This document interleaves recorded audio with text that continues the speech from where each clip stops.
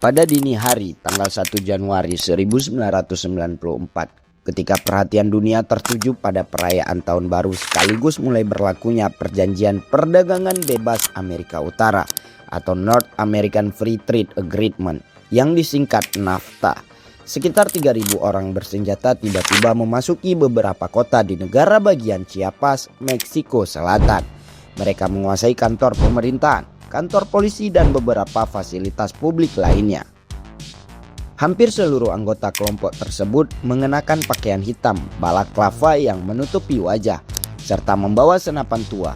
Banyak diantaranya merupakan senjata rampasan atau hasil modifikasi.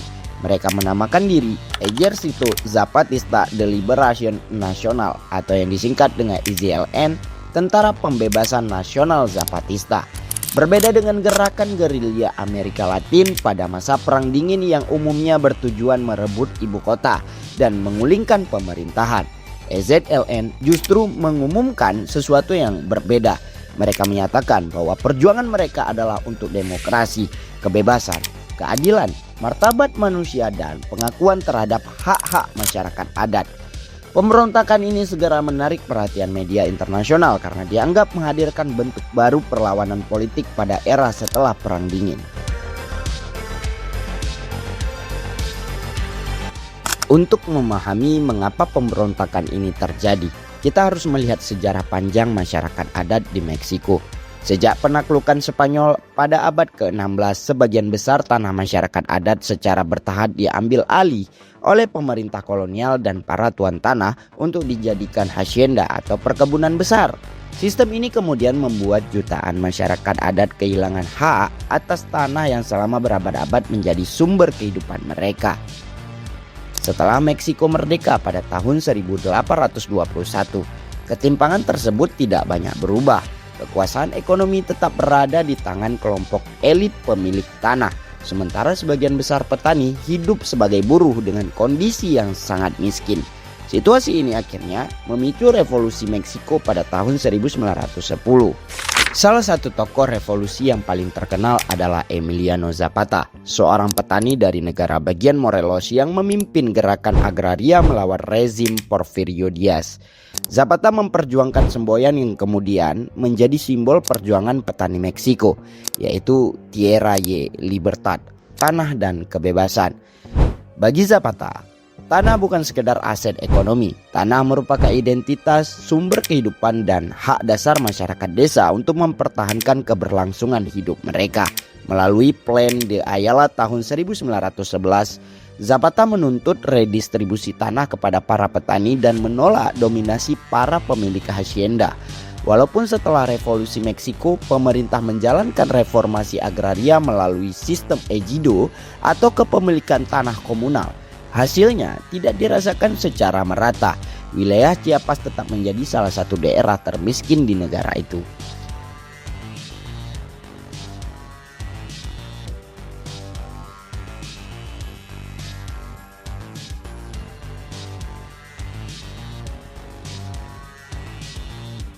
Chiapas merupakan negara bagian yang kaya akan sumber daya alam. Daerah ini menghasilkan kopi, jagung, kayu, peternakan hingga minyak bumi. Selain itu, Chiapas juga menjadi lokasi pembangunan berbagai bendungan pembangkit listrik yang memasok energi bagi sebagian besar wilayah Meksiko. Ironisnya, masyarakat adat yang tinggal di wilayah tersebut justru mengalami kemiskinan paling tinggi. Sebagian besar komunitas Maya dan lainnya hidup dengan akses yang sangat terbatas terhadap pendidikan, pelayanan kesehatan, air bersih, jalan raya, dan kesempatan ekonomi. Diskriminasi terhadap masyarakat adat juga masih sangat kuat. Mereka sering dipandang sebagai warga kelas 2 dan hampir tidak memiliki representasi dalam pemerintahan. Ketimpangan inilah yang menjadi fondasi utama munculnya gerakan Zapatista. Memasuki dekade 1980-an, Meksiko mengalami krisis utang luar negeri yang sangat besar. Sebagai bagian dari program penyesuaian ekonomi, pemerintah mulai menerapkan berbagai kebijakan neoliberal seperti privatisasi perusahaan milik negara, pengurangan subsidi pertanian, liberalisasi perdagangan, deregulasi ekonomi, dan pembukaan investasi asing. Perubahan terbesar terjadi ketika Presiden Carlos Salinas de Gortari mengubah pasal 27 Konstitusi Meksiko pada tahun 1992. Perubahan ini memungkinkan tanah komunal atau ejido untuk diperjualbelikan dan diprivatisasi. Bagi banyak masyarakat adat, kebijakan tersebut dipandang sebagai ancaman langsung terhadap hak atas tanah mereka. Situasi semakin memanas ketika NAFTA resmi berlaku pada 1 Januari 1994. Pemerintah melihat NAFTA sebagai jalan menuju modernisasi dan pertumbuhan ekonomi. Namun petani kecil memiliki pandangan yang berbeda. Masuknya produk pertanian murah dari Amerika Serikat yang diproduksi dengan subsidi besar diperkirakan akan menghancurkan kemampuan petani lokal untuk bersaing di pasar. Bagi masyarakat Chiapas, masa depan mereka tampak semakin suram.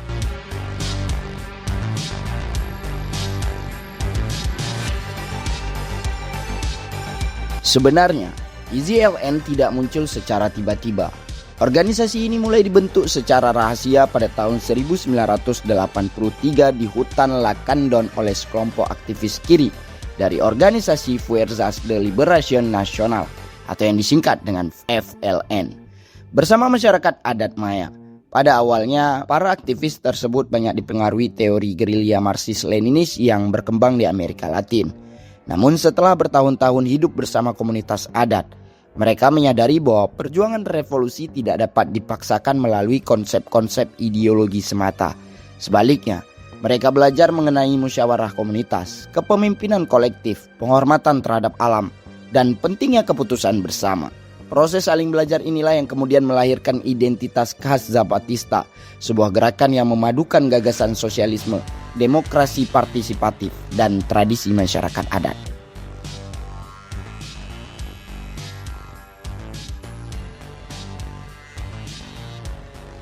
Pada tanggal 1 Januari 1994, EZLN mendeklarasikan perang terhadap pemerintahan Meksiko melalui dokumen Primera Declaración de la Selva Lacandona. Mereka menuduh pemerintah telah mengabaikan rakyat miskin selama puluhan tahun dan menuntut pekerjaan, tanah, pangan, kesehatan, pendidikan, kebebasan, demokrasi, keadilan, serta perdamaian. Pertempuran berlangsung sekitar 12 hari.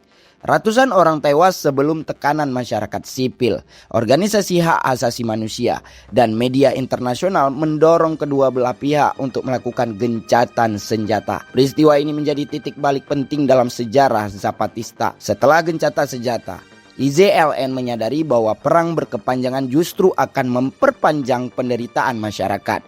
Mereka kemudian mengubah strategi perjuangan. Alih-alih terus melakukan operasi militer, mereka mulai membangun organisasi masyarakat sipil yang kuat melalui pendidikan politik, koperasi, dan pelayanan kesehatan serta pemerintahan lokal. Perubahan strategi inilah yang membuat Zapatista menjadi salah satu gerakan sosial paling unik di dunia.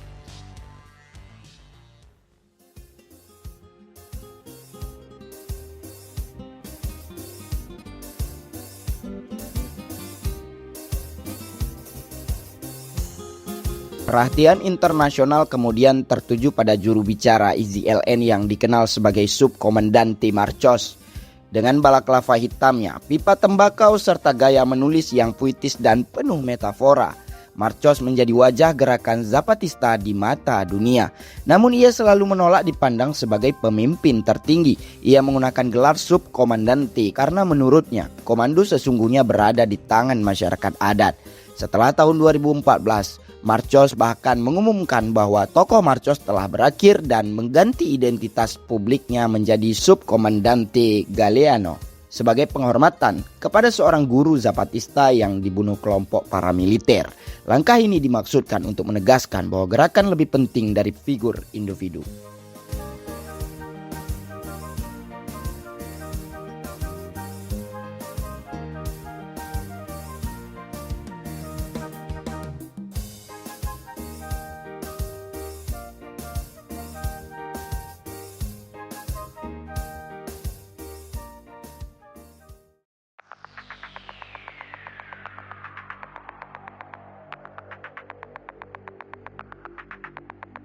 Alih-alih menunggu perubahan dari pemerintah pusat, komunitas Zapatista mulai membangun sistem pemerintahan mereka sendiri.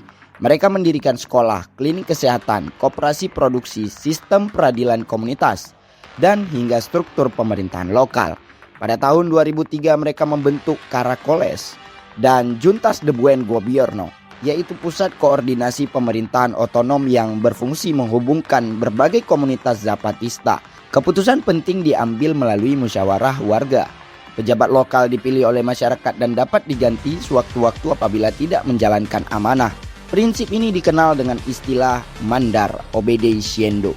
Artinya pemimpin memerintah dengan cara menaati keputusan rakyat. Salah satu aspek yang sering luput dari perhatian adalah perjuangan perempuan dalam gerakan Zapatista.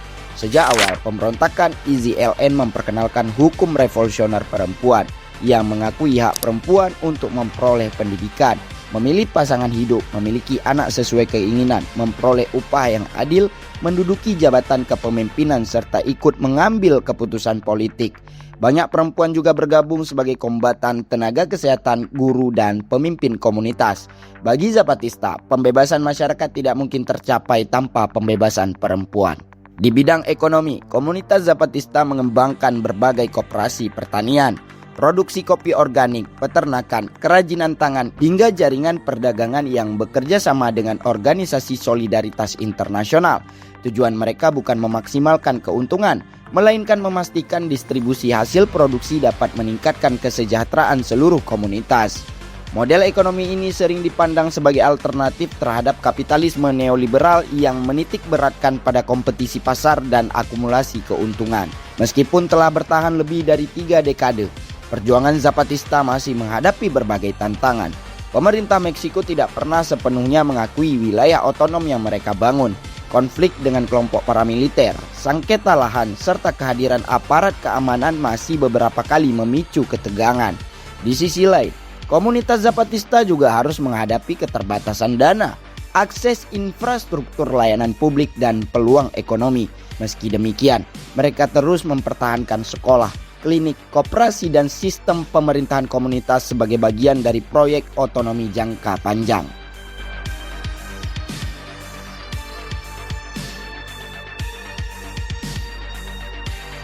Pengaruh Zapatista jauh melampaui Chiapas. Pemikiran mereka menginspirasi berbagai gerakan masyarakat adat, koperasi, organisasi lingkungan hidup, gerakan anti-globalisasi, hingga aktivis demokrasi partisipatif di Amerika Latin, Eropa, Amerika Utara, dan Asia. Yang menginspirasi bukan semata penggunaan senjata pada awal perjuangan, melainkan keberhasilan mereka mempertahankan komunitas, membangun institusi sendiri, dan menunjukkan bahwa masyarakat lokal dapat mengembangkan model pemerintahan yang lebih partisipatif.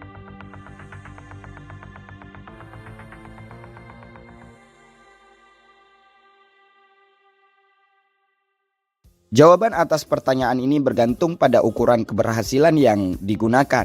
Jika keberhasilan diartikan sebagai keberhasilan merebut kekuasaan negara, maka Zapatista tidak mencapainya. Mereka tidak mengambil alih pemerintahan Meksiko dan tidak membentuk negara baru.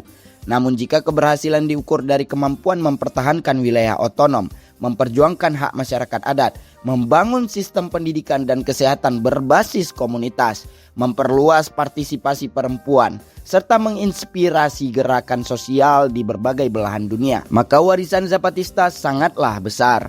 Lebih dari 30 tahun setelah pemberontakan tahun 1994, EZLN masih tetap eksis. Mereka terus mengingatkan bahwa pembangunan tidak cukup diukur melalui pertumbuhan ekonomi semata. Pembangunan juga harus mempertimbangkan martabat manusia, keadilan sosial, penghormatan terhadap hak masyarakat adat, demokrasi partisipatif, dan kemampuan komunitas untuk menentukan masa depannya sendiri. Barangkali itulah alasan mengapa nama Zapatista masih terus dibicarakan hingga hari ini. Mereka menunjukkan bahwa revolusi tidak selalu berarti merebut istana negara. Revolusi juga dapat berarti membangun kehidupan yang lebih adil, dimulai dari desa, dari komunitas kecil, dan dari keputusan bersama masyarakat yang selama ini jarang didengar.